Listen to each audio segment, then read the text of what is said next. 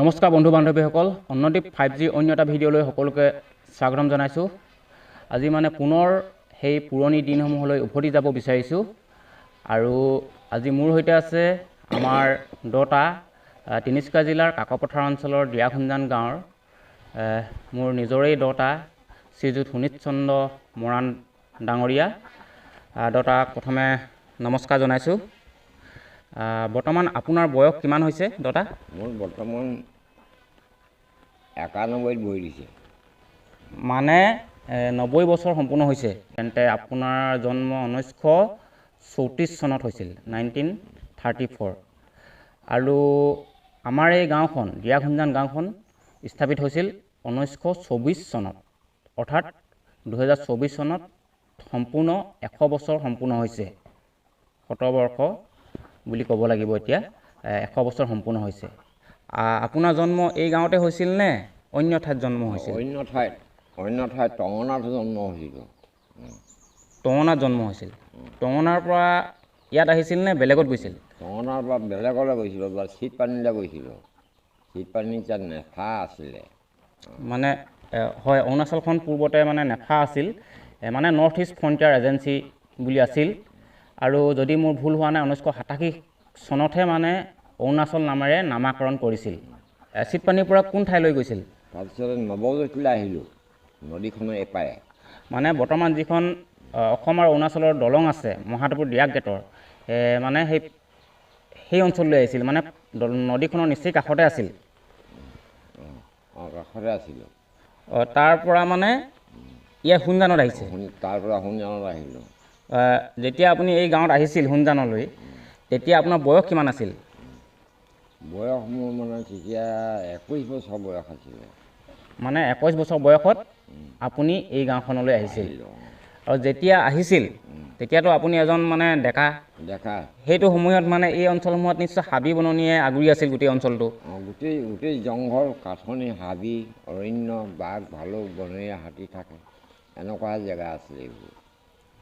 হয়, এই অঞ্চলত মানে জনবসতি মানে মানুহৰ সংখ্যা কেনেকুৱা আছিল, মানে কিমান আছিল? মানুহৰ সংখ্যা একেবাৰে কম আছিলে সেই সময়ত। কম আছিল? বনৰীয়া বস্তুৱে বেছি আছিলে। হয় হয়। আৰু ৰাস্তা পদূলি বুলি আছিল নে এনেই লুংলুঙীয়া বাটহে আছিল? তেতিয়া আলি পদূলি নাই, লুংলুঙীয়া বাটহে আছিলে। আৰু গাড়ী মটৰ কথালৈ বাৰু নাযাওঁ, বাইচাইকেল এইবিলাক আছিলে নাই? বাইচাইকেলো নাই তেতিয়া মাত্ৰ হাতীৰ ওপৰত মানুহে অহা যোৱা কৰে, মাল বস্তু অনা নিয়া কৰে। তেতিয়া হাতী আছিল সেইটো সময়ত, মানে আমাৰ এই অঞ্চলসমূহত মানে বাইচাইকেল বা অন্য বেলেগ কিবা মটৰ গাড়ী কিবা সেইবিলাকতো নাই। আৰু দোকান পোহৰ আছিল নাই ওচৰত? দোকান পোহৰ নাই, 3-4 মাইল দূৰতহে দোকান আছিলে। 4 মাইল দূৰত? সেইটো সময়ত আপুনি মানে দোকান এখনলৈ যাবলৈ বহু দূৰ খোজকাঢ়িব লাগে, হয় নাই? এই অঞ্চলত ক'ত আছিল, কিমান আঁতৰত আছিল মানে দিয়াখুঞ্জানৰ পৰা সেইটো সময়ত? আঁতৰত আছিল, 4 মাইল আঁতৰত আছিলে, একেবাৰে হেৰিৰ ডাঙৰি নদী কিনাৰত, টঙনা বাগানৰ কিনাৰত। ডাঙৰি নদীৰ কাষত, অৰ্থাৎ টঙনা বাগানৰ কাষত আছিল। সিমান দূৰলৈ মানে আপোনালোকে খোজকাঢ়ি গৈছিলে? খোজকাঢ়ি আহিছিলোঁ। কিমান কিলোমিটাৰ, কিমান দূৰলৈকে মানে খোজকাঢ়িছিল তেতিয়া আপোনাৰ মনত আছেনে? তেতিয়া আমি 80-90 কিলোমিটাৰ খোজকাঢ়িছিলোঁ। মানে যদি আমি অৰুণাচল ফালে চাওঁ, অৰুণাচল ফালে কিমান দূৰলৈকে আপুনি ইমান খোজকাঢ়ি গৈছিল?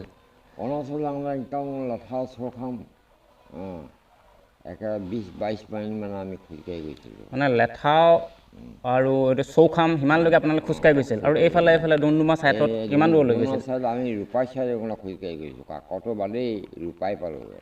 হয়, আগতে মানে ৰূপাই, কিছুমানতো ৰূপাই পাৰ হৈয়ে গৈছিল, হয় নহয় জানো?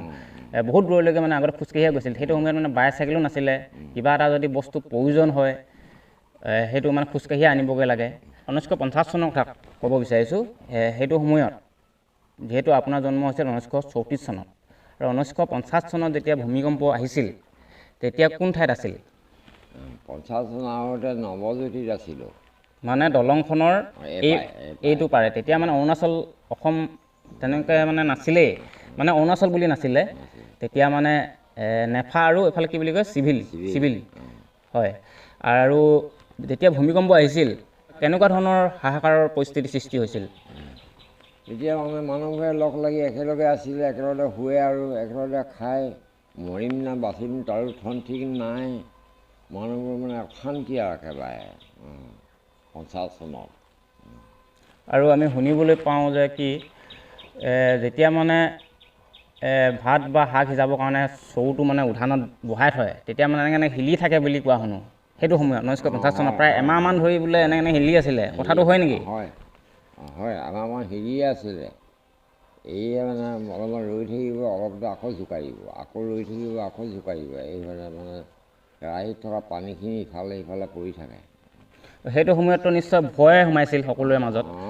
তেতিয়া মানে মানুহবোৰে কাম কাজলৈ গৈছিল নে? এতিয়া মানুহ একো কাম কাজ নাই, মৰিম নে বাচিম নে কোনো চিন্তাহে হয় আৰু। তেতিয়া মানে কাম চাম বাদেই দিলে মানে। বাদেই দিলে আৰু। খেতি পথাৰ বৰকৈ শেষ হোৱা নাই, ভাদ মাহতহে। খেতি পথাৰ মানে কৰিছিল নাই সেইটো সময়ত? খেতি পথাৰ মানে শেষ হৈছিলেগৈ। সেইটো সময়ত আমাৰ এই অঞ্চলসমূহত স্কুল মানে প্ৰাথমিক বিদ্যালয় ক'ত কিমান দূৰত আছিল মানে? প্ৰাথমিক চৰকাৰী স্কুললৈ গ'লে মানে 4 কিলোমিটাৰ দূৰত যাব লাগিব, কঁঠালগুৰি মাইথংপানী যাব লাগিব। হয়, সেইটো সময়ত মানে কঁঠালগুৰি মাইথংপানীত আছিলে। তাত যাব লাগিব। কোনখন স্কুল আছিলে তেতিয়া? এতিয়া Kathalguri Maithongpani LP school. LP school. হয় হয় হয়, বহুত দূৰত মানে স্কুলবিলাক আছিল তেতিয়া, আৰু ৰাস্তা পদূলিতো তেনেকৈ নাছিলে, লুংলুঙীয়া বাট আছিল। লুংলুঙীয়া বাট। আৰু আগতে চাইকেলো নাছিলে। কাৰেণ্টৰ কথা লৈ বাৰু নাযাওঁৱে, আজি কেইবছৰমান আগতেহে অৱশ্যে কাৰেণ্টটো মানে পোহৰৰ ব্যৱস্থাটো হৈছে। আৰু বহু ধৰণৰ কথা মানে দতাৰ পৰা জানিবলৈ চেষ্টা কৰিম। আপোনালোকে ভিডিঅ'টো সম্পূৰ্ণকৈ চাই থাকিব, আৰু কেনেকুৱা পাইছে আপোনালোকে কমেণ্ট কৰি জনাবলৈ নাপাহৰিব। আৰু আপোনালোকে যেতিয়া এই গাঁৱত আহিছিল, তেতিয়া চাৰিওফালে কেৱল হাবি আছিলে। মানে তেতিয়া মানে হাবি জংঘলবিলাক কাটিয়ে মানে খেতি পথাৰবিলাক সৃষ্টি কৰিছিল। খেতি পথাৰ মানে হাবি জংঘল কাটিহে খেতি পথাৰ কৰিছিলোঁ আমি। বহুত কষ্টৰে মাটিবিলাক হাল ল'ব পৰা কৰিছিলোঁ। হয় হয়, বৰ্তমান যিটো সময়ত আমি পথাৰবিলাক দেখিবলৈ পাইছোঁ, তেনেকুৱা অৱস্থালৈ আহিবলৈ কেইবাবছৰো নিশ্চয় লাগিছিল। যথেষ্ট মানে গছ গছনি আছিল, ডাঙৰ ডাঙৰ মূঢ়া আছিল, হয় নাই, গছৰ ডাঙৰ ডাঙৰ, সেইবিলাক উঘালিবলগীয়া হৈছে। তেতিয়া তাৰপিছতহে মানে ভালকৈ মানে খেতি কৰিব পৰা গৈছিল। অৰ্থাৎ দতাহঁতে মানে বহুত কষ্ট কৰি মানে খেতি পথাৰবিলাক আমালৈ বুলি ক'ব লাগিব ভাল কৰি আহিছে। দতাহঁতেতো বৰ্তমান খেতি কৰিব নোৱাৰে, কিন্তু খুব কষ্টৰে মানে দতা মানে হৈছে ককা, আৰু দতাৰ দেউতাক, ককা দেউতাহঁতে খুব কষ্ট কৰি মানে খেতি পথাৰবিলাক খেতিৰ কাৰণে উপযোগী কৰি তুলি থৈ গ'ল।